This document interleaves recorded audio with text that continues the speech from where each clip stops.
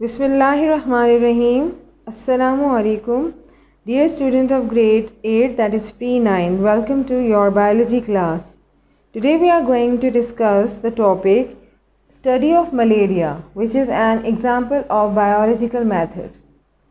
This topic is given in chapter number 2, solving a biological problem, on pages 23 and 24. So, dear students, we know that malaria is a common disease in many countries, including Pakistan. So, we will go through the history of the disease to know how biology solves a biological problem. So, this is basically the biological problem which is actually solved by taking this an example of different steps which are used in biological method, and biological problem concerning the cause and transmission of malaria as well. अब इस topic के हवाले से अगर हम आपको ये बताएं कि हम मलेरिया की स्टडी क्यों कर रहे हैं, तो मलेरिया को हमने एक चैलेंज के तौर पे लिया है. हमारे लिए ये एक ऐसी बीमारी है जो सिर्फ पाकिस्तान में नहीं बल्कि बहुत सारे जो ममालिक हैं उनमें ये बीमारी बहुत आम है. अब जो इस बीमारी की हिस्टोरिकल जो है वो ये जिसे आप बैकग्राउंड कहते हैं या तारीख़ कहा जा सकता है, उसके लिहाज से देखा जाए तो साइंटिस्ट की वास्ट किस्म की रिसर्च इस बीमारी के हक़ में, इस बीमारी के लिए आपको नज़र आएगी. अब यहाँ पर उन्होंने ये भी कहा कि अगर बायोलॉजिकल मेथड को हम यहाँ पर इस मसले के हल के लिए अप्लाई कर रहे हैं तो एक्चुअली हम मलेरिया को क्या कह रहे हैं, मलेरिया को हम कह रहे हैं कि ये एक बायोलॉजिकल प्रॉब्लम है, एक मसला है जिसके हल के लिए हमने बायोलॉजिकल मेथड का सहारा लिया. लिहाजा अब साइंटिस्ट ये जो बायोलॉजिस्ट हैं वो क्या कर रहे हैं, वो रिसर्चेस कर रहे हैं ताकि हम मालूम कर सकें कि मलेरिया के अहम वजूहात क्या हैं और ये बीमारी एक जगह एक इंसान से या एक ऑर्गेनिज़म से दूसरे ऑर्गेनिज़म में किस तरह से स्प्रेड करती है, किस तरह से इसकी ट्रांसमिशन होती है. So for this we are going to first describe the history of malaria, यानी हमारी सबसे पहली जो हेडिंग होगी इसके हवाले से होगी हिस्ट्री ऑफ मलेरिया, यानी मलेरिया की हमारी एक पूरी तारीख़ है कि पास्ट में इस बीमारी को क्या समझा जाता था, किस तरह से लोग इसको देखते थे, किस तरह से स्टडी करते थे और किस तरह से इसका इलाज किया जाता था. So in ancient times more than 2000 years, यानी तकरीबन कदीम ज़माने में अगर हम बात करें तो 2000 साल पहले हम अगर अपने आप को ले जाएं तो आज से तकरीबन 2000 साल पहले 2 years ago के जो फिजिशियंस थे, डॉक्टर्स थे, उनका क्या ख्याल था अबाउट द मलेरिया, वो क्या समझते थे कि मलेरिया क्या है. अब यहाँ पर बहुत ही इम्पॉर्टेंट चीज़ कि हमारे जो 2000 साल पहले के जो डॉक्टर्स या फिजिशियंस थे उनको पता था, वो जानते थे कि मलेरिया क्या है. They were familiar with the malaria. So they describe this disease as a disease of chills and fevers with recurring attacks. लिहाजा उन्होंने क्या कहा, उन्होंने इस बीमारी के जो अलामात हैं, सिम्टम्स जो हैं वो बता दिए, और इस बीमारी को ना सिर्फ ये कि वो इस बीमारी को अच्छी तरह से जानते थे बल्कि उन्होंने कहा कि ये बीमारी क्या है. ये बीमारी ऐसी बीमारी है जिसमें चिल्स, यानी चिल्स को नॉर्मली कहा जाता है जैसे ठंड लग जाना, इसके साथ उन्होंने कहा कि फीवर, बुखार हो जाता है, विद रिकरिंग अटैक्स, और एक दफ़ा अगर बुखार उतर जाए तो दोबारा से भी हो जाता है. तो विद रिकरिंग अटैक्स का क्या मतलब है, बार बार होना, बार बार बुखार का उतरना या चढ़ना. तो इस तरह से उन्होंने इस बीमारी की जो अलामात हैं वो आज से तकरीबन 2000 साल पहले बता दी. ये उनका ख्याल था कि ये बीमारी जो है वो इस बीमारी के अलामात के नतीजे में ठंड लग जाती है पेशेंट को, और बुखार उतरने और चढ़ने और बार बार अटैक होने का ख़तरा रहता है.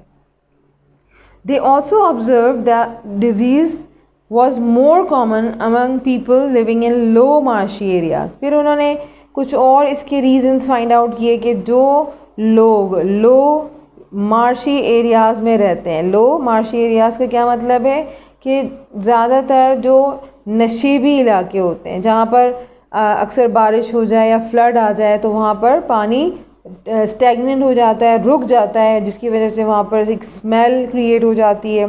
तो लो मार्शी एरियाज़ को हम दलदली इलाके भी कहते हैं। उर्दू में इनको कहा जाता है दलदली इलाके, दलदल वाले इलाके जो कि कीचड़ बन जाते हैं। मतलब दलदल एग्जैक्टली नहीं कह सकते, कीचड़ वाले इलाके जो कि नशेबी इलाके होते हैं और जहाँ पर पानी रुक जाता है, उन एरियाज़ में ज़्यादातर ये बीमारी कॉमन है, यानी उन लोगों में ये बीमारी ज़्यादा होती है।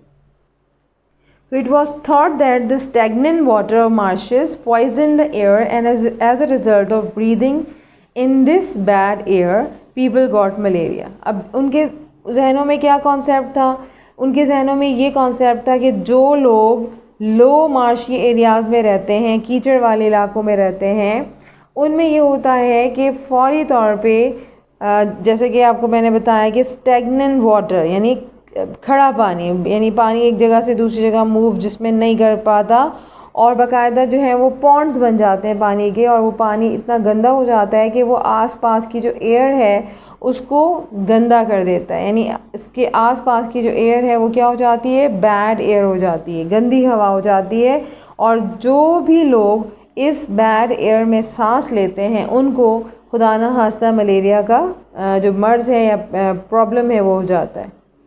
सो मार्शेस के करीब यानी कीचड़ वाले इलाकों के करीब रहने वाले लोगों में ज़्यादा चांसेस होते हैं कि क्योंकि वहाँ पर पानी खड़ा रहता है, पानी वहाँ से मूव नहीं कर सकता, और मुसलसल पानी के स्टैगनेंट होने की वजह से वहाँ पर एक स्मेल फैल जाती है। उस बैड एयर की वजह से लोग बीमार हो जाते हैं, और उन लोगों में ज़्यादातर जिनमें ख़ास तौर पे सांस लेने के प्रोसेस के नतीजे में वो बैड एयर उनके लंग्स में एंटर होती है, उनकी बॉडी में एंटर होती है, तो उसकी वजह से उन्होंने कहा कि खुदा न खास्ता वो मलेरिया का शिकार हो जाया करते थे।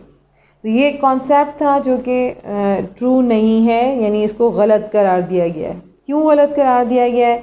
सो this belief led to the name of this disease, and यहाँ पर उन्होंने अपने ही तरफ से मतलब एक नाम तो उन्होंने सही बना लिया कि इस बैड एयर का जो इन्होंने वर्ड इस्तेमाल किया, यानी वो एक बिलीफ था, उनको एक यकीन था कि ये बैड एयर की वजह से होती है। तो यहाँ से फर्स्ट टाइम जो इस बीमारी का नाम था वो जो है वो सामने आया, और इस बीमारी के नाम को इटालियन वर्ड से मंसूब कर दिया गया, इटालियन वर्ड्स। और ये दो वर्ड्स क्या थे? इटालियन वर्ड्स आए हुए थे, इतालवी ज़बान जिसे आप कहते हैं। कौन से अल्फाज हैं ये इस ज़बान के? अतालवी अल्फाज से लिया जाने वाले दो अल्फाज का मुरक्कब, दो अल्फाज का ये मिक्सचर है। And what are these two words? ये दो अल्फाज थे। एक वर्ड आपके पास आ जाता है मलेरिया से माला, और दूसरा वर्ड है आपके पास एरिया, मलेरिया, जिसे वर्ड मिला के आप पढ़ें तो क्या बनता है? मलेरिया। सो वर्ड माला मीन्स, यानी पहले उन्होंने माला मीन्स का मतलब बताया कि माला मीन्स बैड है, और एरिया का लफ्ज़ आया है एयर से, तो वही टर्मिनोलॉजी बन गई कि bad air. What is the meaning of malaria? Bad air. तो ये बिलीफ, ये कॉन्सेप्ट जो है वो जो हमारे ओल्ड या एंशिएंट पीपल थे उनमें पाया जाता था कि mala mean bad and aria mean air, और वहीं से ये वर्ड आया मलेरिया। क्लियर? तो ये आपके दो इटालियन वर्ड्स की कॉम्बिनेशन है।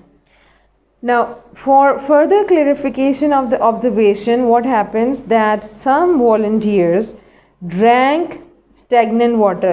कुछ volunteers ने क्या किया? कुछ लोगों ने जिनको यकीन नहीं था, उन्होंने बाकायदा इस पानी को पिया। volunteers कौन थे? जो मुआयना कर रहे थे, बाकायदा मालूम कर रहे थे। उन्होंने उन volunteers ने उन पॉन्ड्स में या जो खड़ा पानी था जिसको हम स्टैगनेंट वाटर कह रहे हैं, स्टैगनेंट वाटर का मतलब है कि जहाँ पानी एक जगह खड़ा हो जाता है, वहाँ से मूव नहीं करता।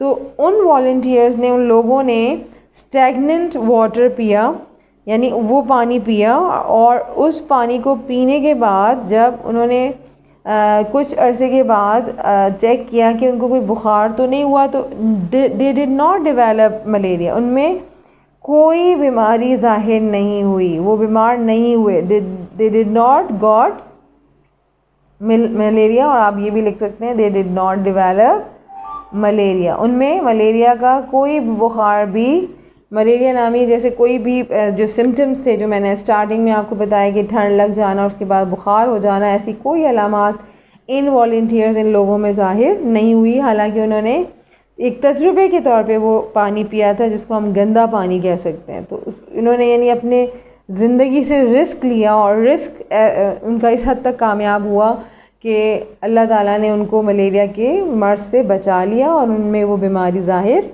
नहीं हुई। And after the history of malaria, finally different physicians were thought about the treatment of malaria. क्योंकि जब पेशेंट्स के अंदर मलेरिया का बुखार ज़ाहिर हुआ तो ये फिजिशियंस के लिए, डॉक्टर्स के लिए बहुत बड़ा चैलेंज था। लिहाजा उन्होंने इस बीमारी के अगेंस्ट बहुत सारी जो है वो मेडिसिन्स तैयार की। इसकी हिस्ट्री के हवाले से अगर बात की जाए कि मलेरिया का इलाज किस तरह हुआ, कैसे दरियाफ्त हुआ इसकी ट्रीटमेंट, कैसे इसकी दवा तैयार की गई, तो इसके लिए आपको पास्ट में जाना पड़ेगा, about 17th century. So in 17th century what happens? In the 17th century when the new world America was, यानी एक नई दुनिया, एक नया मुल्क जो है, एक नया बर आज़म आप कॉन्टिनेंट कह सकते हैं कि अमेरिका जो है वो डिस्कवर्ड हुआ। So many plants from America were sent back to Europe. अब अमेरिका से क्या हुए, मुख्तलिफ़ किस्म के जो प्लांट्स थे, मुख्तलिफ़ किस्म के जो यूज़फुल प्लांट्स थे उनको यूरोप जो है वो भिजवा दिया गया, यूरोप वो चले गए। यानी अमेरिका के कॉन्टिनेंट से वो प्लांट्स यूरोप जो है वो ट्रांसपोर्ट हो गए, या आप यूँ कह रहे हैं कि अगर बहुत ही अगर मैं आम वर्ड इस्तेमाल करूँ तो उनकी बाकायदा स्मगलिंग होना शुरू हो गई। यानी बहुत सारे यूज़फुल प्लांट्स अमेरिका से यूरोप चले गए and to be used as medicine. और उन प्लांट्स का इस्तेमाल क्या था? उन प्लांट्स का इस्तेमाल था एज मेडिसिन। उनको मेडिसिन के तौर पे दवा बनाने के लिए इस्तेमाल किया गया, मुख्तलिफ़ बीमारियों की ट्रीटमेंट के तौर पे इस्तेमाल किया गया। And the bark of a tree known as quina quina was very suitable for curing fevers. उन्हीं प्लांट्स में एक अहम नाम एक ऐसे ट्री का या एक ऐसी दरख्त की छाल का भी आता है जिसे क्यूना क्यूना का नाम दिया गया, quina quina. And what is quina quina? Quina quina is basically the bark of a tree and this quina quina is very effective against the malaria, against different fever, you can say, not exactly the curing the fever, curing the malaria। सिर्फ आप overall नहीं कह सकते कि सिर्फ fever है या सिर्फ मलेरिया। सिर्फ फिजिशियंस ने इस दवा को, इस बार्क ऑफ ट्री को बीमारी के ख़िलाफ़ यानी बुखार के ख़िलाफ़ मौसर करार दिया। It was so beneficial that soon it was impossible to carry enough bark to the Europe। और बाद में यानी ये क्यों ना इतनी इफ़ेक्टिव करार दी गई कि बहुत जल्द जो है वो इसका अमेरिका से यूरोप जो एक तरीके से ट्रांसपोर्ट का अमल था, यानी इसकी जो एक ट्रांसपोर्टेशन थी उसको बहुत हद तक रोक दिया गया, नामुमकिन बना दिया गया। अब कुछ जो डिसऑनेस्ट जो थे ताजिर, मर्चेंट्स कहते हैं ताजिर को, उन्होंने क्या किया? उन्होंने उसी से मिलता जुलता प्लांट, यानी सम डिसऑनेस्ट मर्चेंट जो है वो उन्होंने क्या किया? उन्होंने क्यूना से मिलता जुलता एक और बार्क ऑफ ट्री, और इस बार्क ऑफ ट्री का नाम है सिनकोना, सिनकोना। अब उन्होंने क्या किया कि इसकी यानी क्यूना है तो अमेरिका से यूरोप जाना इसका ममनू हो गया, इसका यानी एक तरीके से ट्रांसपोर्ट बंद कर दी गई।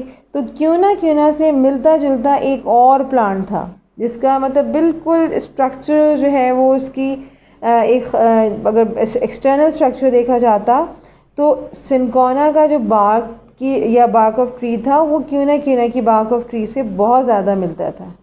बार्क ऑफ ट्री किसे कहते हैं? छाल को, दरख्त की ऊपर के हिस्से को कहते हैं।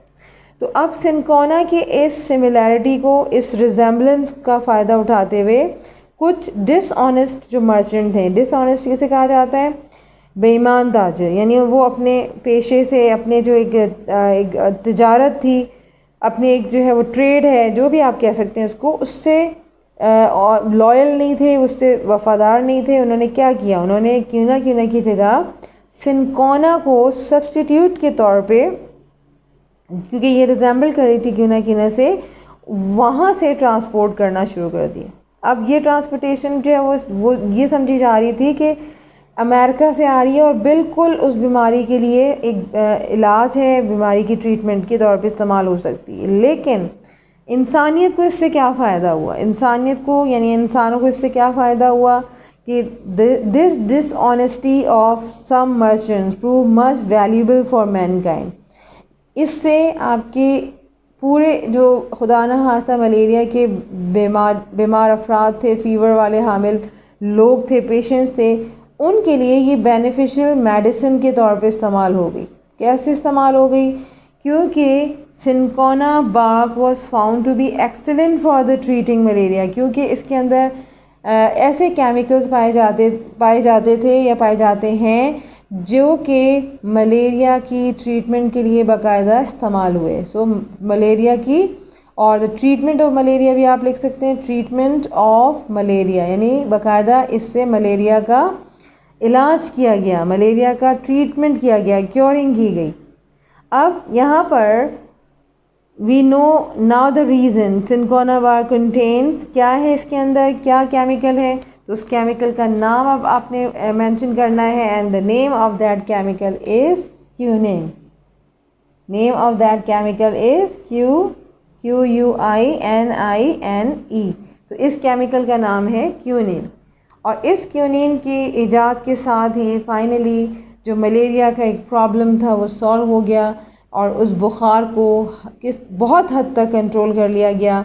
और इस तरीके से एक पूरी डिस्कवरी आपके सामने आ गई कि किस तरह से मलेरिया की ट्रीटमेंट जो है वो दरियाफ्त हुई।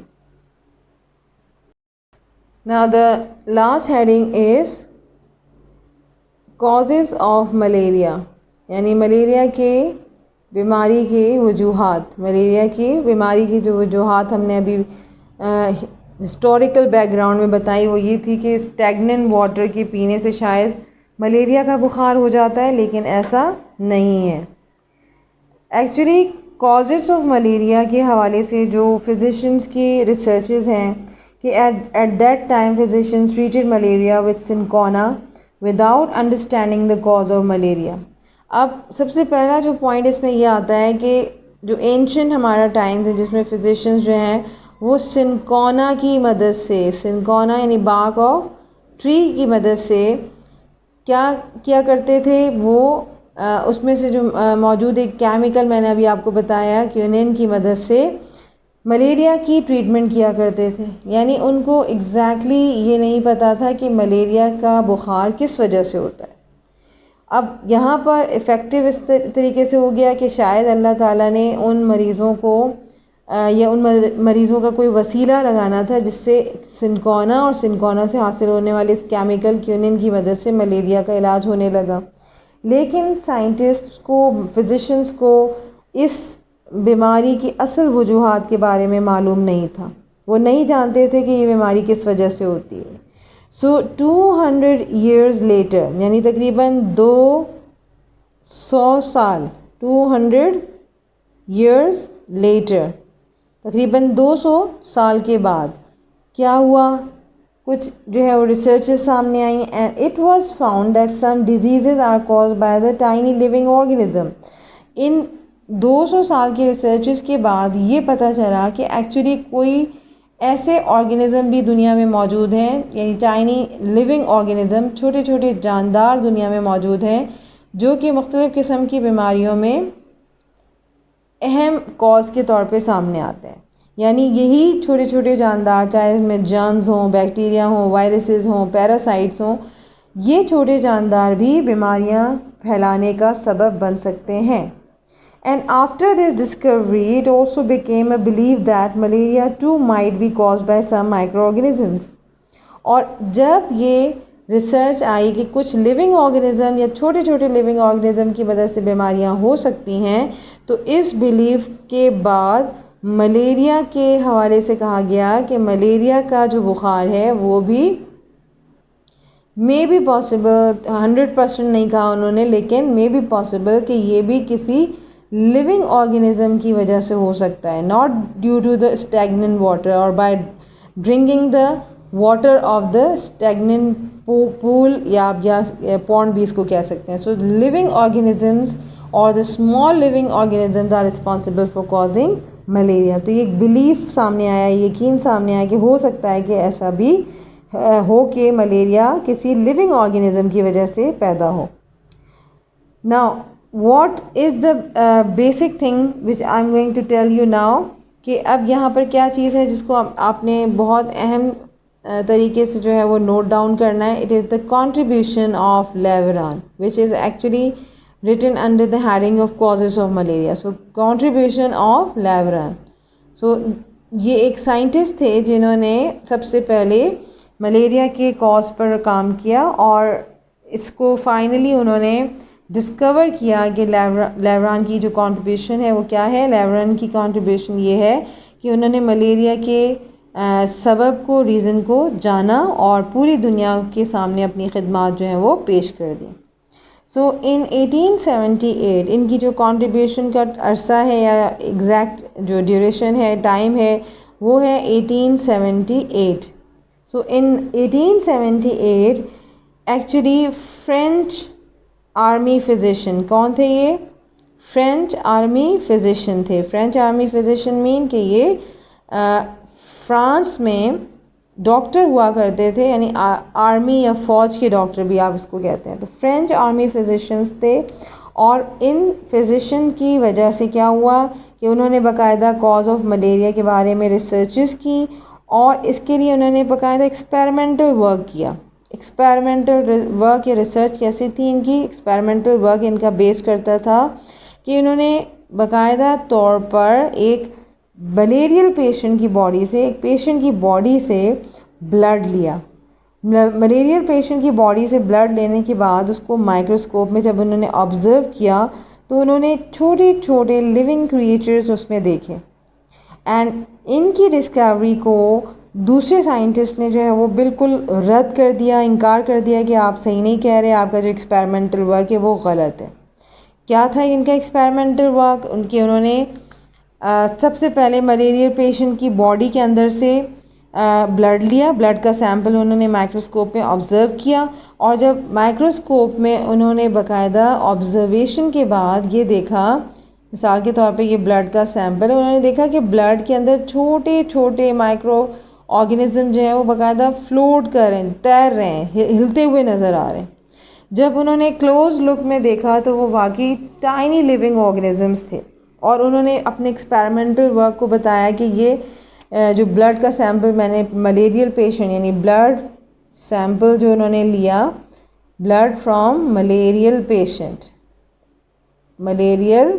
पेशेंट, तो उन्होंने कहा कि इस ब्लड के अंदर, इस मलेरियल पेशेंट के ब्लड के अंदर खुदा ना खास्ता मैंने कुछ ऐसे लिविंग क्रिएचर्स देखे हैं, यानी टाइनी स्मॉल लिविंग क्रिएचर्स हैं, लिविंग ऑर्गेनिजम्स आप किसको कह सकते हैं, टाइनी लिविंग ऑर्गेनिज्म उनको बाकायदा मूव करते हुए नज़र आए जो आँखों से नज़र नहीं आ सकते थे.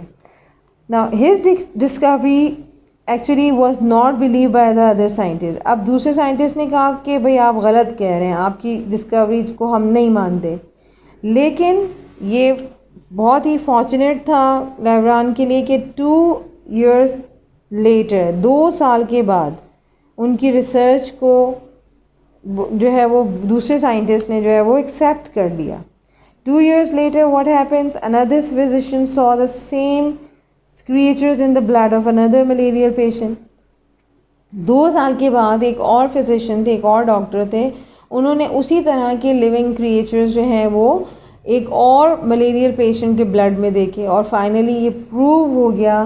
फाइनली 3 years की रिसर्च के बाद, यानी 3 years after the second discovery, यानी ये नहीं कि सिर्फ 2 years के बाद ही प्रूव हो गया, बल्कि तीसरी रिसर्च आई 3 years लेटर, तकरीबन 3 साल के बाद एक और रिसर्च आई और इस रिसर्च से क्या पता चला कि finally it was prove that the same creature, the same tiny creatures were observed for the third time.